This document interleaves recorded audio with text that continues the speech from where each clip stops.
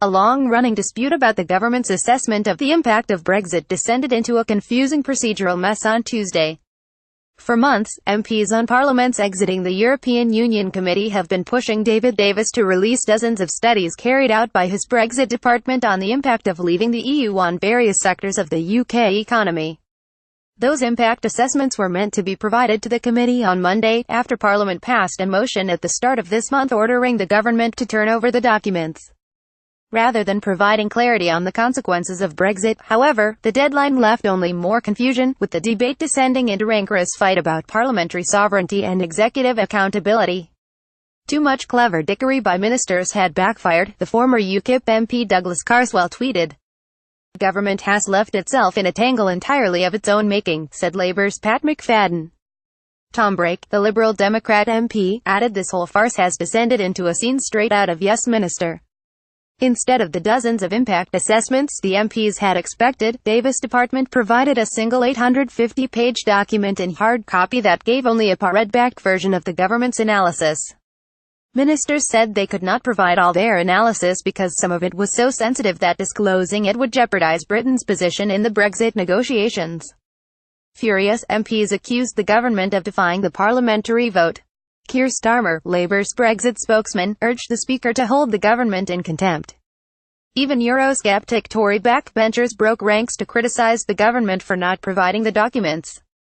Adding to the confusion, though, ministers insisted they hadn't redacted or edited the documents because they didn't exist in the first place. Since the start of this process, the government has been clear that there are not, nor have there ever been, a series of discrete impact assessments arising out of our analysis of the 58 sectors, Davis said in a letter to Ben. But that is seemingly at odds with Davis' previous public comments. In June, appearing on the BBC's Andrew Marr show, Davis said we've got 50, nearly 60 sectoral analyses nearly done. In October, appearing again before the Brexit Committee, Davis spoke again about 57 impact assessments. They are in excruciating detail, he told the committee. Asked whether Theresa May had seen the studies, Davis said she will know the summary outcomes of them. She will not necessarily have read every single one. Between hearings, members of the Brexit Committee lobbied for the government to release the papers, insisting the public had a right to know what impact officials have forecast Brexit will have on various sectors of the economy. Labour's Imam Al-Hoda filed Freedom of Information requests that were rejected, but at least the rejections seemed to acknowledge that the documents existed.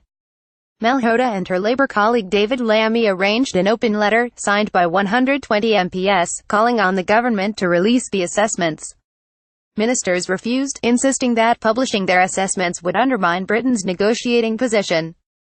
That view was bolstered by a December 2016 motion passed by Parliament, giving it leeway to withhold any information that, if made public, could be used against the UK in the talks. At the start of November, opposition MPs put forward a motion in the Commons calling on Davis to provide the documents to the Brexit Committee, using an obscure procedure known as a humble address. The motion passed with the government putting up no opposition. The motion is binding. Rather, the government held a wide mix of qualitative and quantitative analysis, contained in a range of documents developed at different times since the referendum. Davis added it is not, nor has it ever been, a series of discrete impact assessments examining the quantitative impact of Brexit on these sectors. It is important that this is understood from the start. It would take time, Davis told Ben, for the government to collate the analysis it had conducted into a format that the committee would find useful and accessible. On Monday, it handed the committee and a House of Lords committee the distilled information in a folder of about 850 pages. MPs on the Brexit Committee will be allowed to read the documents in private. It is not clear whether they will eventually be made public. In a letter to Davis on Tuesday, Ben said he was very concerned that information had been withheld. That, he said, was contrary to the vote of Parliament at the start of this month, and potentially a breach of privilege. Speaking in the Commons, Labour's Brexit spokesman Keir Starmer accused the government of treating Parliament with contempt. Transparency and accountability are two words this government does not understand, Starmer said. Kenneth Clarke, the senior Conservative MP who supports staying in the European Union, said the government was treating Parliament like a debating chamber, and its decisions as if they are the resolutions of some local Tea Party. Burkow, the Speaker, told Davis to urgently meet Ben to resolve the deadlock. When it is suggested that that meeting should be soon, it means soon, it does not mean weeks hence, Burkow said. It means very soon indeed. Nothing else in Davis' diary is as pressing as satisfying the will of Parliament, Bercow said.